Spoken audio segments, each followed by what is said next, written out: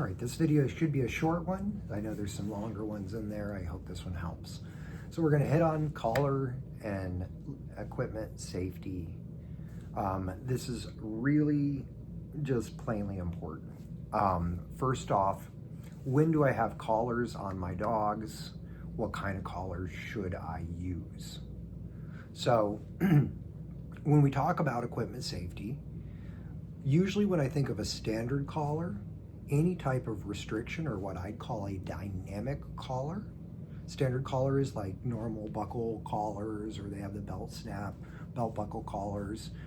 First off, a good solid metal buckle or standard belt buckle collar are going to be safer in general for your dog to wear compared to a standard collar or regular snap collar with plastic.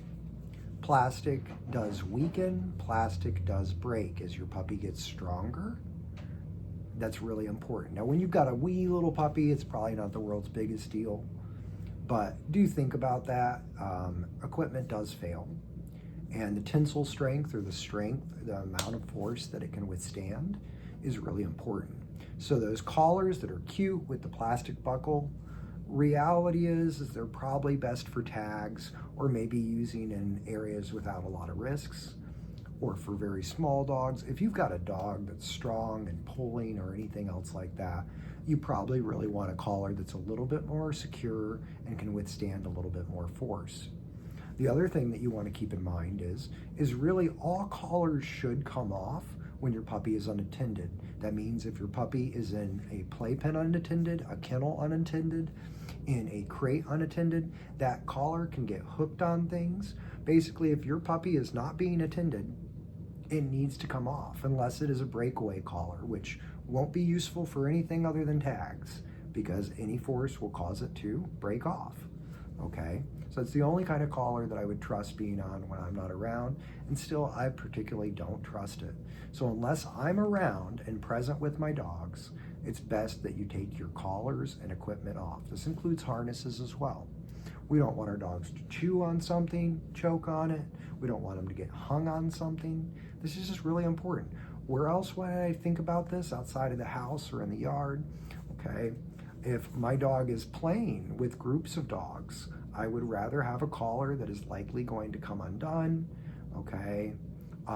Something like that. I need to be really careful about any kind of restriction collars, slip chains, pinch collars when dogs are playing, right?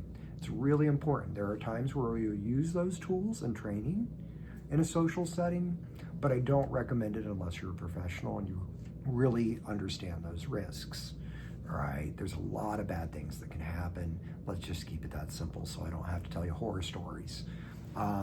If your dog is left in the car, all right, and first off, make sure it's an appropriate temperature. Your dog's not gonna chew up your car, get into trouble, choke on anything, all the standard stuff. But when it comes to equipment, don't have a collar that can get hooked up on that little coat hanger thing or on a piece of something in your car that could hurt them, okay?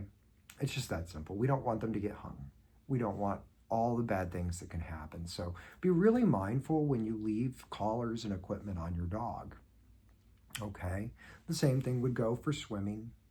What kind of equipment am I gonna put on? I'm probably gonna put on a life vest, which probably has a harness hook. That way, anything my dog were to get caught on, if I have to have a leash on, is likely not going to cause anything bad. Once again, there are exceptions for people who are professional handlers or skilled handlers, but in general, it's just a good way to think about it, okay? When using restriction collars or any collar, it's really important that those pieces of equipment are appropriately fitted, all right? We all hear the two-finger rule.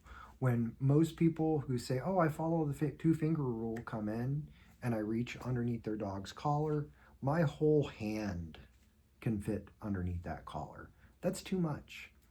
I can't tell you, having worked in a large boarding facility, how many owners' dogs slipped their collar and rushed down the road and everybody panicked. Why? Because the collar was too loose. So please, that should be a very snug 2 fingers. when fitting the collar for taking our puppy or dog out into public. All right? Our dogs should not be able to slip out of their harnesses or collars. And the more they practice that, the harder it is to keep them from doing so.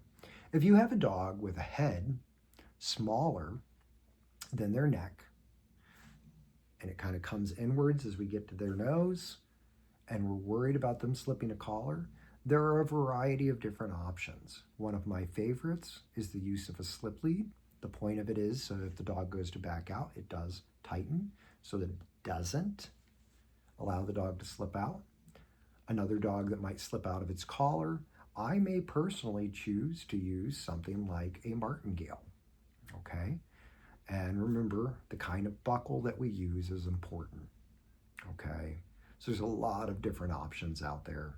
Now, in this case, I'm not talking about for the purpose of training. I'm talking about for the purpose of management, meaning it's just something that we hook our leash to. It's something we put our tags on.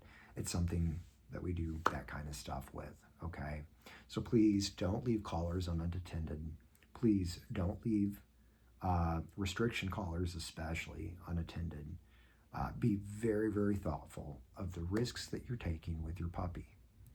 No amount of training is worth a massive medical risk or the safety of our puppy, okay? And yes, there are some times where training does have risks, but we should be minimizing those as much as possible. So with your equipment, be thoughtful of that. If you have any additional questions on equipment, how to fit it, or how to make sure we prevent certain issues by removing it at appropriate times, you're welcome to call us. You're welcome to contact us. I hope this video helps.